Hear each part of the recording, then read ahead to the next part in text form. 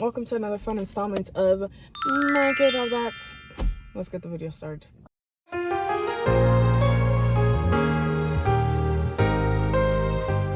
As you can see, the setting is massively different. Shout out to God, okay? The cross line. It's in my car. And this is off the dome. I just got home, and I've been feeling like talking about this for a while because everybody in the K-pop community is blowing up about this. And if you see me being shifty, bitch, it's because I'm from on that side, okay? I'm not gonna lie. I have a couple opinions about this situation, and it's in regards to Katseyes as a group. If y'all don't know, over the past week, everybody who's an icon, anybody who's in K-pop space, even maybe American music, they've been talking about the fact that it seems as though HYBE is trying to soft launch the possible either hiatus or removal of Manon. I don't know why they would do that. No offense. I don't know why they would do that. I don't know why they would do that when they know they brought Manon in because she's one of the most popular girls in the whole group. Manon was popular even before she got into Katseyes. Katseyes just happened to boost it a little bit more because it showcased a different side of her, more than just a Pinterest girly. But Manon has always been popular before she got with Katseyes. Manon's popularity has made her more prone to being more scrutinized and looked under a microscope than I would say the other members. And you could take it all the way back to Pop Star Academy days. I'm gonna say something that's kind of unpopular, but I'm not gonna lie. When it came to watching Manon on Pop Star Academy, because I didn't watch Dream Academy, okay? I knew Dream Academy, I knew about it coming out, I knew the lineup, I knew the girls and all the setting, but I wasn't actually invested in it.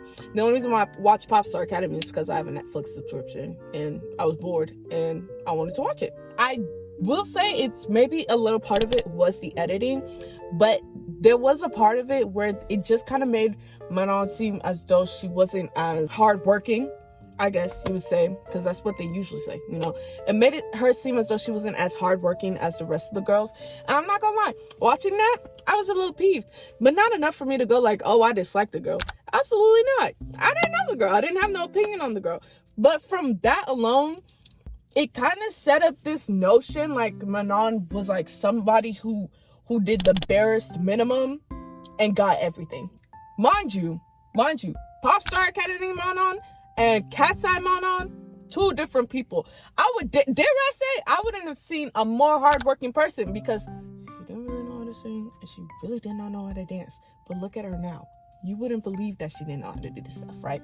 I would say like Manon probably is the most hardworking girl in Katseyes because she came in with the least amount of skills. But because of Dream Academy and how they casted that notion of like she doesn't do as much as the rest of the girls, but somehow she's made it into the group like in first place. I don't remember, but she made it fairly high. It gave everybody this bad impression of her like pretty privileged. Like let's be for real. Niggas was calling it pretty privilege, and I'm sorry, you can't hate because you're pretty, right? They literally brought her in because she was pretty. Let's be for real, she's a fucking visual of the group. But at the same time, you cannot really disregard like how much work she's actually put in to be in Katseyes to this day. Now, why am I talking about Dream Academy, Pop Star Academy? Why am I talking about that? Because that brings us to our precursor of right now. Danny's dad, messy boots, messy ass man. Bitch, you the dad. You're the fucking parent. Like, why the fuck are you talking?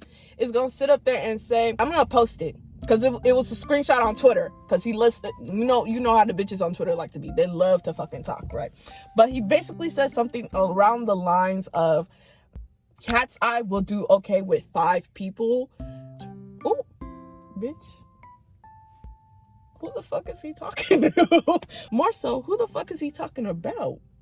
They come to find out about a couple months earlier, Thanksgiving, everybody was invited to Danny's house except for one individual. And there's already rumors circulating about 2 people who don't fuck with each other. You want to present to the class?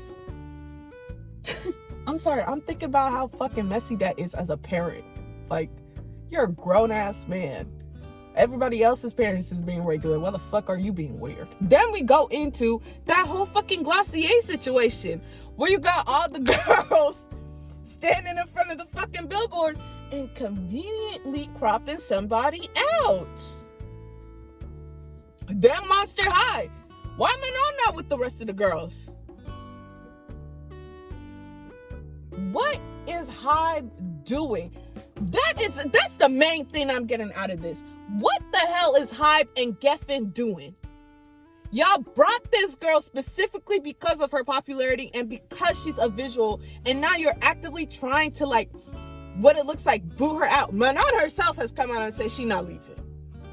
But, you know, with the way they're doing everything, it's like she is gonna, it's feeling like she's gonna leave. It's feeling like she's gonna get kicked out. Who said that? Who said that? It's feeling like she's gonna get kicked out.